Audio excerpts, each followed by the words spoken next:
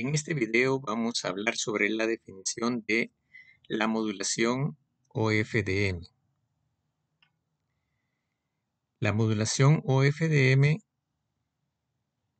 utiliza varias subportadoras.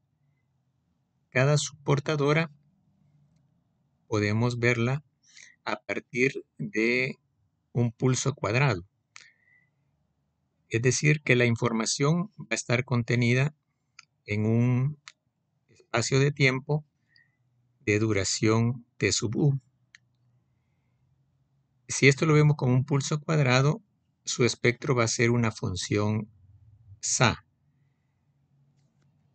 donde vemos que el primer cruce por cero de la función SA es igual al recíproco de la duración del pulso. Ahora bien, en OFDM vamos a tener un gran número de subportadoras. Estas pueden llegar a ser a algunos miles de subportadoras. Vamos a tener entre estas una separación que es igual al recíproco de TU. Esto nos asegura de que exista ortogonalidad entre las subportadoras. Para ir entendiendo más o menos cómo es el OFDM, vamos a ver este diagrama, ¿verdad? Donde vemos acá dibujada este espacio, ¿verdad? En el tiempo y en la frecuencia. Entonces vamos a tener segmentos de frecuencia que corresponden a las subportadoras, es decir, el espacio de cada subportadora en la frecuencia. La señal entonces se va a ir desarrollando con respecto al tiempo, porque en el tiempo TU vamos a tener presente un dato y luego cambiamos a otro dato y así sucesivamente se va a ir transmitiendo la señal.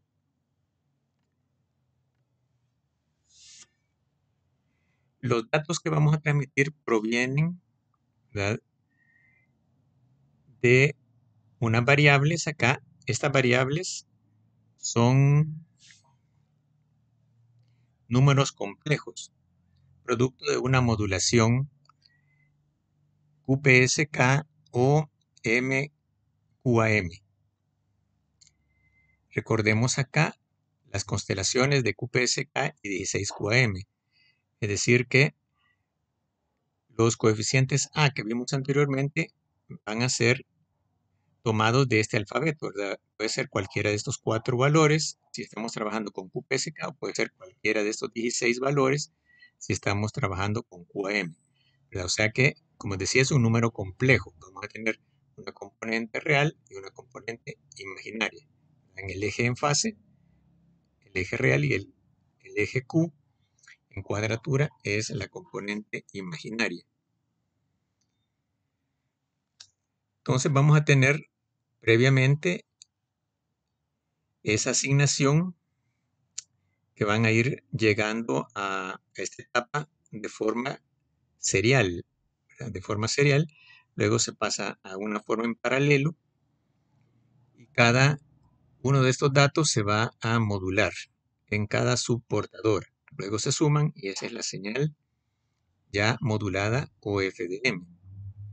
Ahora bien, para hacer este proceso se va a utilizar de forma digital un procesamiento con transformada de Fourier rápida, que es una implementación de la transformada de Fourier discreta. Vamos a tener entonces los datos acá, van a ser las entradas de un módulo de transformada de Fourier discreta inversa, y luego estas salidas se van a pasar de forma serial a un convertidor digital análogo. Vamos a ver la similitud que hay entre la definición de la IDFT con la definición de la OFDM. Aquí tenemos la fórmula que nos define la IDFT. Tenemos Y acá tenemos la fórmula de la OFDM. Tenemos acá los datos, ¿verdad? Los datos complejos multiplicados por cada fasor de cada subportadora. Entonces comparamos acá y vemos que acá tenemos una sumatoria y acá tenemos otra sumatoria. Y si nosotros hacemos esta igualdad, la f sub k, que sería cualquiera de estas frecuencias de cada subportadora, la hacemos igual a un índice multiplicador por este término, ¿verdad? Y los tiempos que aparecen acá van a ser tiempos discretos, ¿verdad? Múltiplos de t, ¿verdad? En este caso sería tu, esta t y esta t serían tu. Al hacer la multiplicación, ¿verdad? Como está en el exponente acá, nos queda exactamente este término de acá. Entonces, los factores que aparecen acá en la fórmula de la IFFT, ¿verdad? Sería x de k entre n, coincidirían con los coeficientes de esta otra serie. Eso nos permite entonces aplicar un sistema de transformada de Fourier rápida inversa a estos datos y así obtener una señal OFDM. En el caso de la demodulación, ¿verdad? El principio teórico sería hacer una demodulación coherente, es decir, multiplicar por cada subportadora, luego al integrar en el tiempo TU, recuperaríamos el dato que moduló a esta subportadora y los demás se eliminarían, ¿verdad? Sería un filtro de correlación. Sin embargo, dada la similitud entre la operación de transformada de Fourier discreta con la modulación OFDM, podemos demodular a través de la transformada de Fourier discreta, ¿verdad? Ocupando un procesador aquí de transformada de Fourier rápida. Entonces, simplemente tomamos muestras de la señal que llega, lo pasamos por el